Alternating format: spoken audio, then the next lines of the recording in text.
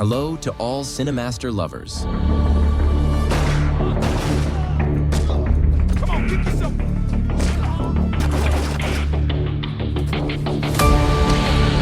Hope you enjoy watching. Let's get started.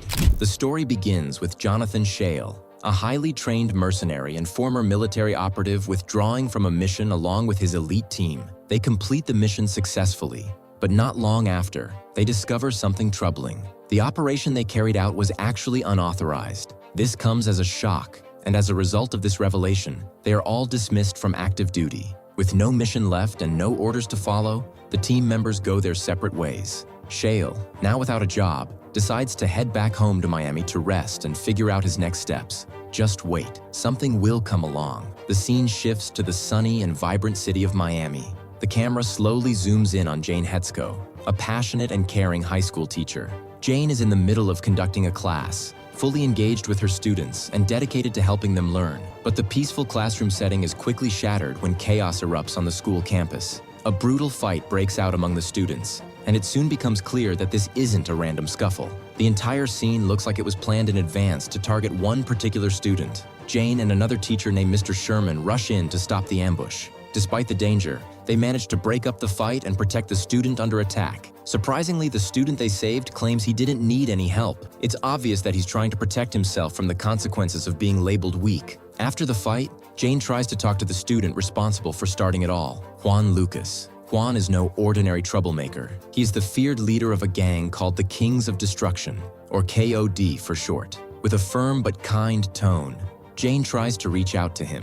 She speaks like a concerned mother, encouraging him to think about his future and make better choices. But Juan doesn't care. He looks at her with cold eyes, mocks her, and threatens her with a warning to stay out of his business. Then he walks off, making it clear that he has no intention of listening. Still shaken but determined, Jane and Mr. Sherman went straight to Principal Claude Relay to report what happened. They urged the principal to take action against Juan and the gang, especially after Jane shares that she was directly threatened. But Raleigh dismisses their concerns, saying there's not enough solid proof to expel Juan.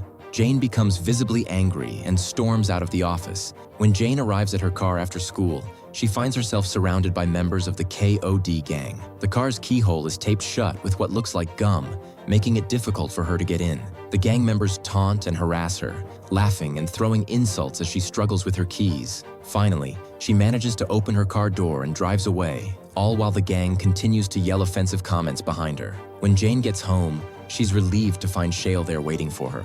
She runs into his arms, both happy and comforted, to see him after a long time apart. Shale explains to her that he has been discharged from his military duties. They laugh and talk about the future, wondering what he'll do now that he's no longer in service. Not long after, Shale receives a voicemail from one of his old teammates. There's a possible job offer that could help him earn some money. Joey, one of his trusted teammates, urges him to consider the opportunity. They introduce Shale to the client and to a competitor named John Janus. Janus will later turn out to be a dangerous man who tries to kill Shale. Shale quickly learns that the job involves guarding drug shipments and keeping them safe from rival gangs and government interference. This kind of work doesn't sit well with Shale. He's a man of principles and refuses to be part of anything illegal. We're looking for trained soldiers. We can guarantee the shipments. So what you're looking for is a crew to protect your drug shipments. He turns the job down by proving that a killer is different from a soldier by his mercilessness. Thus, Janus takes the offer instead. The following morning, Jane decides to go jogging near the beach. She doesn't know that someone from the KOD gang is waiting for her. As she runs past him, he suddenly strikes her, breaking her knee and launching a vicious attack. Thankfully, Shale is close by. He hears the commotion and runs to her rescue, managing to scare the attacker off. He quickly takes Jane to the hospital for treatment. While recovering, Jane shares her suspicions with Shale. She believes the attack was planned and likely involved someone from the school. She begs Shale to do something about her absence in school for the next couple of days and asks him to make some calls for her. Seeing how deeply hurt and scared she is, Shale promises that he won't let anything happen to her, and whoever has done this won't get away with what they've done. He left her to rest and decided to go undercover and teach in her place, determined to find out who is behind everything and bring them to justice. Shale starts preparing for his new mission. He and his team create a plan to infiltrate the school. To hide his identity and connection to Jane, he adopts a new name, James Smith. Using this alias, He submits a job application to the school and soon gets invited for an interview. During the interview, Principal Roll seems friendly and welcoming. He tells Mr. Smith that he will be on probation for a short period. Smith assures the principal that he will do his best to fill in for Jane. Although he appears calm and professional, Smith is focused on his hidden goal.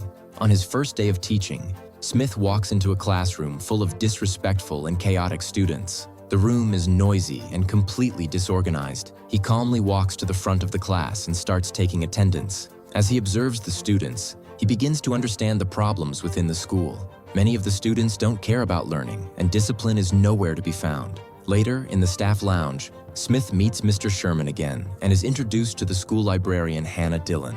They have a brief but important conversation.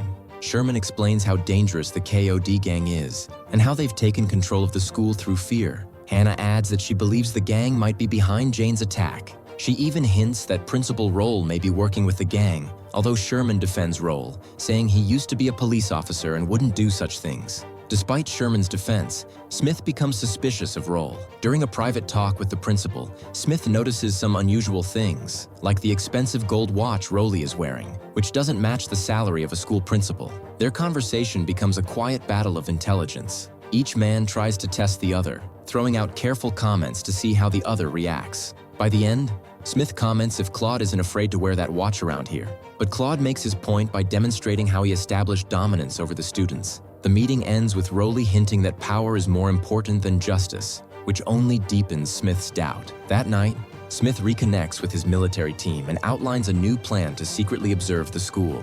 They will install cameras and watch the movements of KOD members to gather real evidence. Some members of the team are hesitant at first, but eventually, most of them agree to help. The next day in class, Smith begins a lesson on the Vietnam War. As he turns his back to write on the board, a student named Tay throws a crushed soda can at him. With lightning-fast reflexes, Smith catches the can in midair and throws it back, hitting Tay right on the forehead. The students are stunned. Tay gets up, ready to fight with his classmates cheering him on, but Smith easily defends himself. He twists Tay's arm and pins him down without using excessive force. Then Smith walks up to another student named Rodriguez. Earlier, he had noticed Rodriguez carrying a sharp ice pick. He calmly asks him to hand it over. When Rodriguez refuses, Smith grabs his hand and twists his finger just enough to make him drop the weapon. This sends a clear message to the rest of the class. He's not a teacher to mess with. From that moment on, the classroom becomes silent. Smith takes control and begins teaching, earning their respect. Tay and Rodriguez later go to the nurse and report what happened to Principal Rolly.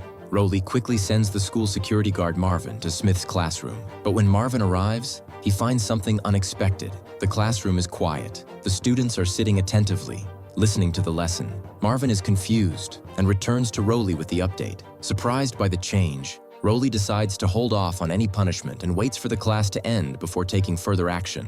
As the classroom session unfolds, the atmosphere grows tense. Lacoste, the leader of the notorious KOD gang, tries to get under Mr. Smith's skin. He leans forward with a mocking tone and asks if Smith has ever been shot before. The question is meant to intimidate, but Smith remains calm and unshaken.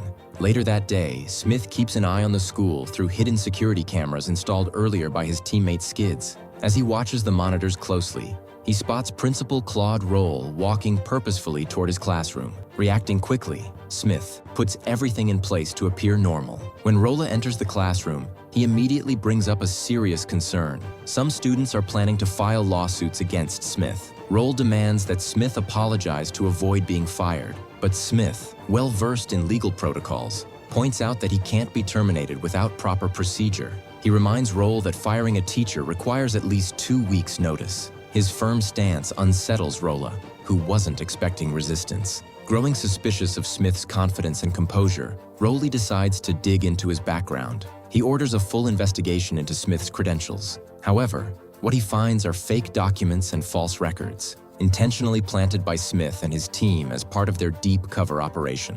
Later, Smith drives Jane home. As she enters her house, she discovers a heartfelt letter from some of her students. The letter expresses their gratitude and concern for her well-being. Touched by the gesture, Jane begins to cry. Smith tries to comfort her, but their emotions run high and lead to a small argument. Despite the tension, both of them care deeply about each other and the mission they committed to. The next morning, Smith returns to the classroom ready to teach again. Juan Lacoste and his group of troublemakers swagger in late, clearly trying to provoke him. "You're late, Juan. That'll be one demerit." Smith addresses Juan's tardiness, calling him out in front of the class. Juan, trying to be sarcastic, asks if he should write the word sorry on the blackboard 10 times. Smith ups the ante, demanding that he write it 100 times. Realizing he can't openly defy the teacher without getting into more trouble, Juan agrees. Smith shifts the mood by starting a deep and meaningful class discussion.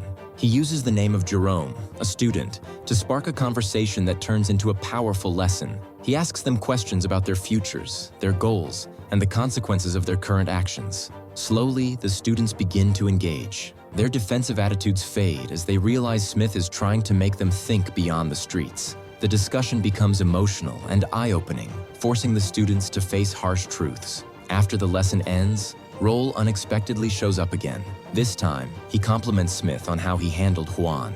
Roll appears impressed that Smith managed to keep control without resorting to violence. That same day, he secretly meets with Juan Lacoste to arrange a hit on Smith. They believe it's time to get rid of him for good. Fortunately, Smith is already one step ahead. He watches their meeting on the surveillance cameras and prepares accordingly. As the sun sets, Smith gears up for a potential ambush. Wearing a bulletproof vest and choosing a strategic spot in the school library, he waits silently. Juan and a group of armed thugs hired by Rollet storm into the library. A violent confrontation follows. Smith fights back fiercely, using his military skills. One by one, he takes down the attackers, overpowering them and throwing their bodies out the... Just when it became Juan's turn to be kicked in the ass, one of the gang retrieved Smith's gun and shot right at him.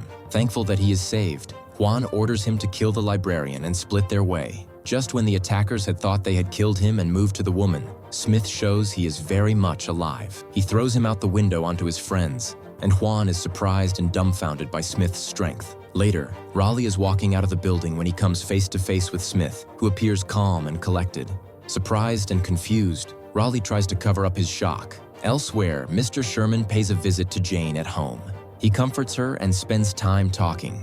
During their conversation, Sherman begins to realize something. Based on what he knows and has seen, he starts to suspect that Smith might actually be Shale, Jane's husband and a former soldier. As the clues line up, he pieces it all together. Meanwhile, Smith's teammate Joey continues monitoring the gang's movements. He follows Juan Lacoste and eventually leaves a message for Smith with details of his whereabouts. Later that evening, Smith returns home. Jane, still emotionally shaken, confronts him. She has figured out his secret identity and knows his true purpose at the school. She tells him that she learned everything from Sherman.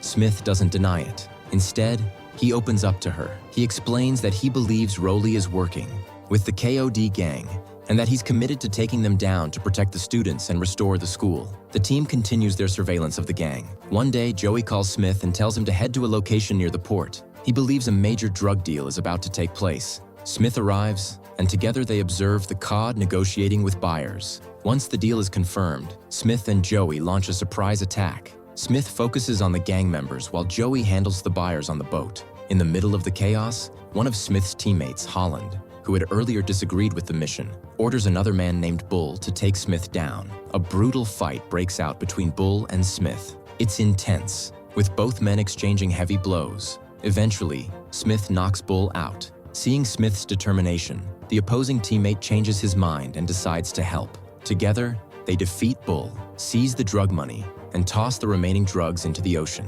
The next morning, Rowley watches a news report about the drug bust. As he processes what happened, he receives a threatening phone call from the drug lord, furious over the loss of money and product. The drug lord demands repayment. In a panic, Rowley rushes to the school and confronts Juan. But during the conversation, he realizes that Smith is behind it all. Smith doesn't hide it. He confidently announces that the money recovered from the drug bust has been used to improve school facilities and buy free pizza for the students. While he announces the good news, Claude rushes to him and immediately fires him on the spot. However, Smith's actions earn the admiration of other people, including the students and Mr. Sherman, who now fully support Smith's mission.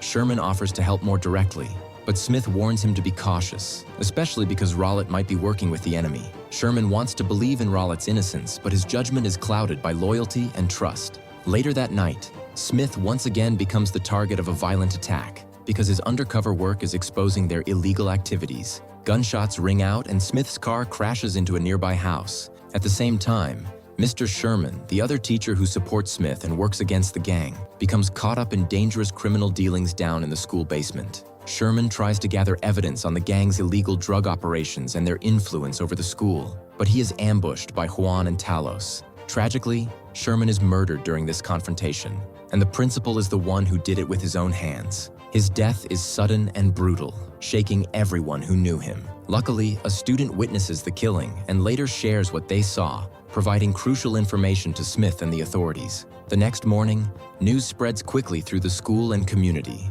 Rowley, the corrupt school principal secretly working with the KOD, had already spread false rumors that Smith was dead after the attack. Many teachers and students mourn his supposed death, fearing the worst for the school's future. However, to everyone's shock, Smith appears at the school alive and well. His unexpected return causes confusion and fear among those involved in the gang's operations. Smith's survival is a clear sign that the corrupt forces will not win so easily. With tensions at their highest, Smith confronts Mr. Wolfson, another member secretly supporting the drug dealing by KOD gang. Smith challenges Wolfson about his betrayal and involvement with the gang's criminal activities. The confrontation is tense, revealing the depth of corruption inside the school's leadership. Meanwhile, the KOD retaliates by launching a violent attack on Jane's home. One student in particular who witnessed Sherman's murder was looking for Smith to tell him what had happened, so she visited his home along with her classmate. However, Juan also takes them into the house and tapes their mouths shut, awaiting Smith's arrival. Smith arrives just in time, but the gang still doesn't know it's Shale. They unknowingly let him in, but after his initial few attacks, he's overpowered by them.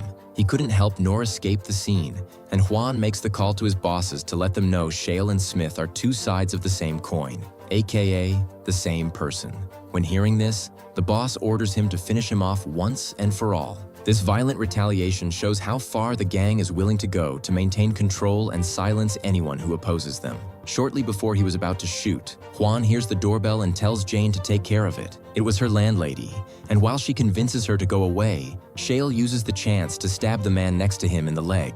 He takes out most of them, but he is unable to rescue Jane. Chaos erupts, and Juan places the gun on Jane's head, saying Smith must put the gun down if he wants to save her. Without a choice, Shale puts it down, but the student boy shoots the gun at the right time and hits Juan to disarm him. Now that the major terror is calmed, Smith shifts his attention to the boss, Claude Rolla. The story builds toward a climactic final battle back at the school. Smith and his allies prepare to face the KOD gang in a last desperate effort to reclaim the school.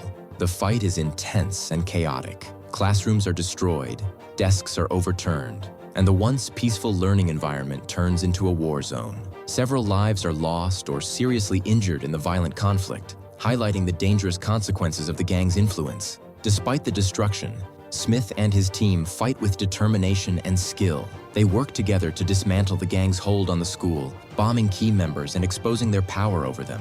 Some members from Shale's team also died. One was shot in the head by the enemy, and the other bombed himself with the enemy because of a dire situation he found himself in. The hunting continued, but at one point Rowley came from wherever he was hiding and shot Holland from the back. He and his men then hid, awaiting Smith's appearance to finally kill him. Smith was cautious when he came and turned off the light before exposing himself. A fight ensued between the two, and Claude seemed angered and desperate while Smith landed tactical punches to his face. The other enemy shot Smith in the shoulder, but he was shortly killed by Holland, who was barely alive and about to pass away. Now that the two men were one-on-one, it was the final battle. The hand-to-hand fight continued, and after much struggle, Claude took a gun and pointed it at Shale, asking him why he was doing it if it wasn't for money. Shale answered him, saying some things just can't be taught, and gave him the final blow that ended him right then and there. Finally, Shale came out of the school and found Joey hurt but alive. At the end of the story, only Smith and his trusted teammate Joey remained standing alive after the fierce battle.